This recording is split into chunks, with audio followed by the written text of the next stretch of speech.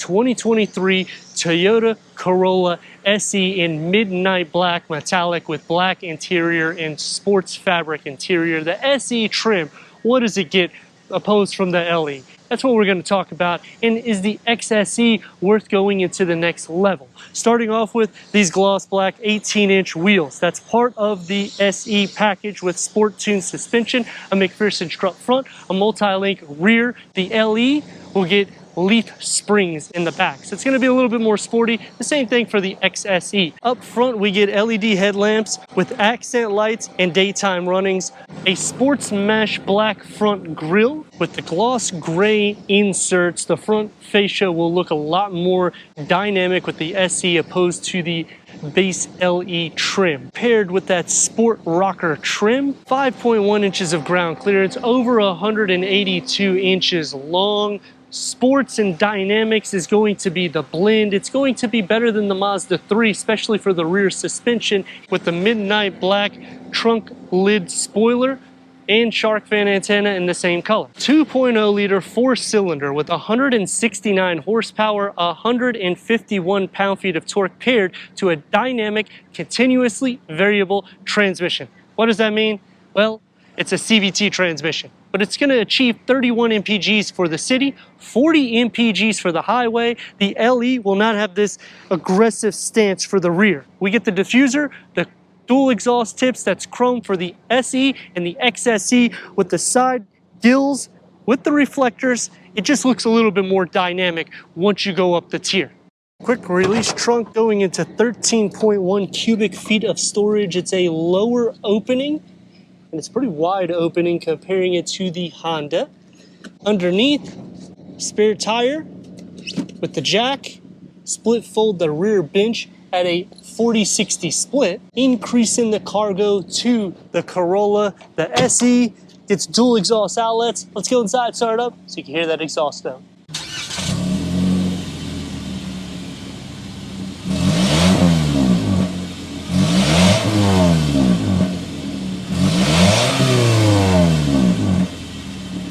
Going inside the Corolla SE, which is a little bit more sporty, and that's what you're going to start to see. 38.3 inches of headroom, 42 inches of legroom, sports fabric trim seats with the black and red. SE gets a little bit more sport design. 6-way manual adjustment for the driver, 4-way manual adjustment for the passenger. The dashboard is a 2-tier setup with an 8-inch infotainment screen that is larger than the 2022 model. Standard 6 speakers with wireless Apple CarPlay and Android Auto. Sirius XM, AM, FM, streaming Bluetooth audio, Wi-Fi hotspot with 4G capabilities.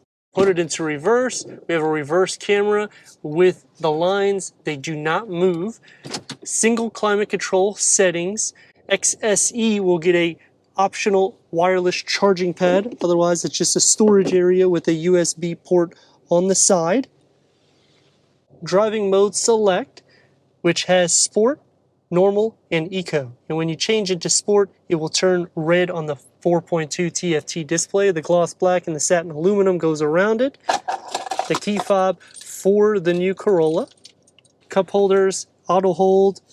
It's going to be more sporty, but it's still soft to touch. Open up inside. It's a deep storage pocket, just narrow on the edges. 12-volt USB port, leather wrap, 3-spoke steering wheel, multi-function, dynamic cruise control, lane keep assist. The gauge cluster will have a standard 4.2 TFT display that can go through an array of information. The XSE will have a 7-inch TFT display. The LE will have an optional push to start. The door panel integrates into the dash, and everyday materials are going to be on the top, soft for your arms. I like the red contrast stitching, one touch up and down for the windows, and a medium-sized storage pocket with a beverage holder in the front. For the back seats, headroom is at 38.3 inches. Legroom at 34.8 inches. This is a smaller vehicle. 2 USB-C ports, no storage behind any of the front seats. The door panel gets the everyday materials, and it's soft where it needs to be, one touch up and down for your windows. A smaller storage pocket that you can fit a flask sideways. Sitting into the center is doable for 6'3". I'm kind of touching the headliner. Leg space, I'm behind the back of the front seat in the position I'd be sitting. Sharing feet space, even though the rails are pushed up more. butt and shoulder space because this is a smaller vehicle. 2.0 liter, 4-cylinder, 169 horsepower with 151 pound-feet of torque. CVT transmission, that is not everybody's favorite, but it seems to be the way the auto industry likes to go. 31 to 40 mpgs, which is awesome considering this vehicle is in the mid $20,000 price point. So what you're getting in the sense of an everyday blend, it's hard to beat the packages that you're getting with this particular car. We're gonna start off on eco mode. And it really doesn't do any difference. I will say if you put it into sport, the ratio will be at a higher RPM, which gives you a little bit more of that feel of performance. But with these type of vehicles, you're not really looking for full on 0 to 60 numbers or quarter miles. You're looking for an everyday car that sips gas that can fit 5 adults, in which you can do so. It's not going to be as comfortable as a Camry in the back seat, but at least you still get a multi-link rear suspension, which Mazda has taken that away from the 3.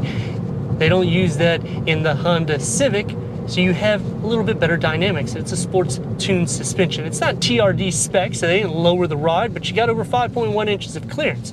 The steering wheel feels a bit artificial, but that is a good thing too because it's a smaller vehicle, so getting in and out of lanes should be no problem. Now that's gonna take me to some things I like and dislike, and starting off with is what I like. The way they have redesigned the headlamp assembly for 2023, it really looks more futuristic and it puts it on par with the new Prius and the new Crown. The second thing that I like about the vehicle is cargo you don't sacrifice. This is basically the same size trunk as a Camry, and you're not paying that extra price, and you don't need that extra length unless you want it in the interior. The last thing that I like about the vehicle, when you're comparing this to any of its variants, it looks hands down the most sporty when you start getting into the SE or the XSE. Taking me to 3 things that I dislike. If you option the LE, it's very basic on the exterior, and even on the interior, you lack a lot of the amenities in which you get with the SE, which is a few $1,000s more. The second thing that I dislike about the vehicle is you do not feel the air circulate that much in the back seat. It's very similar to the Mazda 3. If you don't have tint, it's going to be very hot, especially with this gloss black exterior. The last thing that I dislike is you have to option the JBL 9-speaker sound system with a subwoofer and an amplifier. Even if you get into the XSE trim, it doesn't come standard. When you go to the Honda Civic and you're at the top tier, you get every single thing. You really don't have to option anything except for aesthetics. If you're looking for something sporty, the Corolla is the way to go. If you want that European style for the hatch, you go into the Civic, but it also is going to be a little bit longer than this vehicle. This one's also a little bit less in the width, so getting in and out of lanes is going to be a lot more easy for your daily use and for a little bit of fun whenever you push the gas. I'd like to thank Stadium Toyota for giving us this 2023 Toyota Corolla SE for our car review. If you're already a subscriber, thank you for being part of the Hawkeye community. If not, I don't know what you're waiting for. Click the next video and the subscribe button. Check out the merchandise website, Instagram, leave a comment and a like.